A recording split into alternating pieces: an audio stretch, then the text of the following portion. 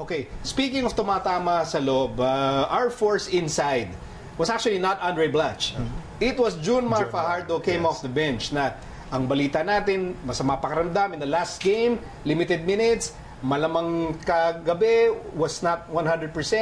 But did you see how he was running up and down the floor? Yes, of course. Throughout the game, Junmar, tapos lumalaban sa loob, nagbabox out. How happy were you watching Junmar play that way? Well, syempre, of course, I'm sure naman with Coach Yeng, yung mental preparation, nandun na eh, the motivation factor with Coach Yeng.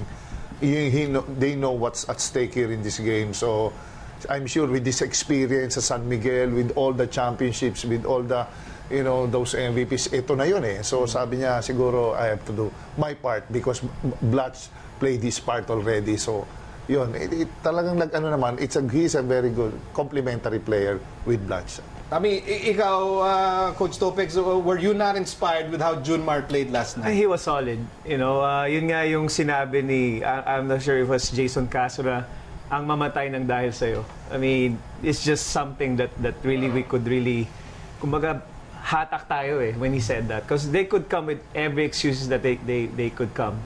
Long travel, the weather was not really in our favor, but when you're playing for your country, and I'm sure Coach Jerry mentioned it about Coach Yeng, he's a good salesman. I mean, he's gonna make you believe in something that's unbelievable. So that's the credit that they have for having Coach Yeng there. Kumbaga, walang excuses. You wanna compete, not just compete, you wanna win.